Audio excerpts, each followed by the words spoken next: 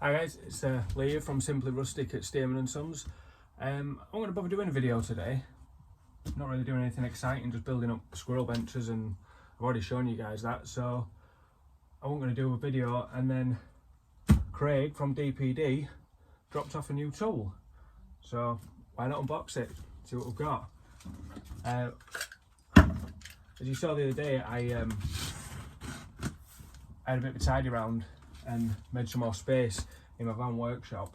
And when you make more space, you've got more space for more tools. So I've ordered myself something. I thought you guys might want to see the big unveiling. My kids have told me, Dad, you've got to unveil your tools on YouTube. So that's what I've done. So basically what I bought is just a belt sander, just a really cheap belt sander off eBay. I'll put a link in the description. But no idea if it's going to be any good. I'm sure we'll work it out and find out now, but let's see what we've got. Polystyrene. It's got loads of bits.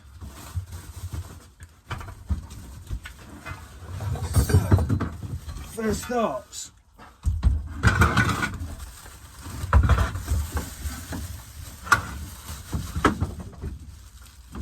It looks cheap, but then it was. Not from the UK. At least I sent the adapter plug, that's nice. Lots of bits.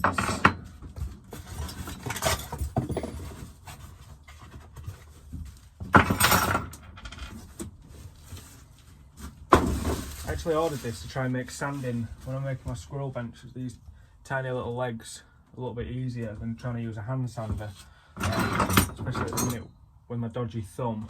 But my thumb does seem to be getting better now, but it is still going to make life a lot easier for sanding up. So let's get it built up and see how good it is. So first impressions of the instructions are not very good. It literally doesn't tell you how to put it together at all, and never owned a bench or disc sander before, I haven't the faintest idea, so I'm just sort of going to try and put it together using a certain amount of common sense and see if I don't end up taking another thumb off because I've done it wrong. I seem to have bits that look like they go somewhere, then another bit that contradicts that bit, and I don't know. Let's see if we can work it out. So while building, I've managed to find a few problems. They send you a ring spanner, but a ring spanner just can't get in here because this cover, this belt cover, you just can't get in there with the ring spanner that they send you. I'll give a bit of a closer look. So as you can see down here, behind the disc, we need to attach this safety rail on, but they're giving you a ring spanner, and because of that, the ring, you just can't get the ring spanner in. It's just, that's it. It's pretty useless, but luckily I've got my own. So yeah, apart from the tools being absolutely useless and the instructions being absolutely useless, it's not that bad so far. I've yet to find a positive, but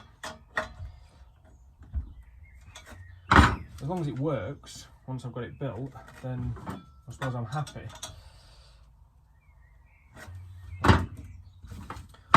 Luckily I've got my own tools. Again, they send you a little Allen key, which I think is made of like butter or something of a similar consistency, because that's neither use nor ornament either. But it's getting there, building up. Might actually be able to use it today. So I think it's built. I've not got any spare bits. I'm going to plug it in and you can watch the first time it spins, and then at least if I lose an eye or something, I don't know, I might get a few views out of it. So let's see. Doesn't matter which way around that goes. My God.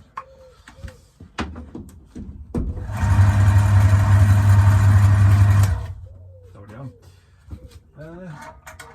No idea what that does. Let's see. Do we use it?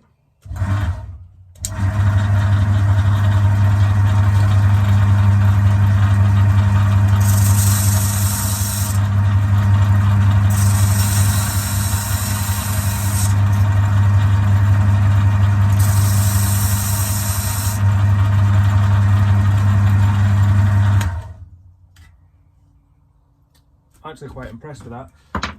So overall, I mean, I think I paid like, I think it was like 75 pounds. The tools are semi-useless. It's foreign, so it doesn't actually fit English spanners. You have to use a 14mm, so it's not right, you know. It's the old metric imperial argument there. I'm on the wrong side of it today, but you can get by with a 14mm just. So the tools I send you are useless, so make sure you've got a 14mm spanner, and you need an Allen key as well.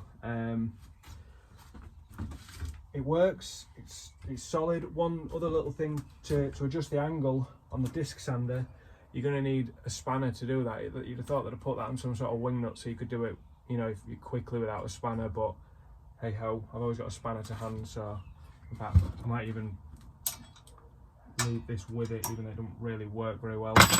But yeah, it works. It's a bit wobbly. I'd like to think that's not my bench. I'm probably gonna have to make some.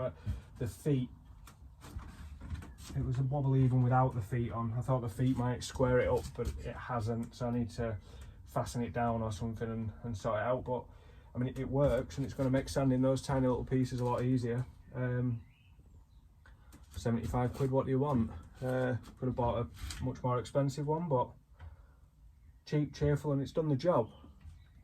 I'll put a link in the description if you want a really cheap disc and belt sander that does the job. If you want one with an English plug with tools and better instructions, I'd probably spend a bit more money, but if you're looking for a cheap one that does the job and wobbles a bit, I think this is the one for you. We're going to finish the video off just by placing it where it's going to go, and just show you where it's going to go. But I think it's about 6 inches away from where I built it is going to be the perfect spot. It leaves just enough room for wood to lay in the miter saw nicely. It's close to a plug socket, it's out the way. I've got just enough room to swing my miter saw right round, so I think that is literally going to be where it's going to live. I just need to work out how I'm going to do that. If you want to see more videos, if you want me to do anything in particular, any builds, any review, anything, just drop something in the comments. Don't forget, like, share, subscribe. If you could hit that like button, that'd really help. And subscribe. New channels, just finding the first 1,000 subscribers is like the hardest thing ever to do. So if you could hit that subscribe button, you'd be really helping out. See you soon, guys.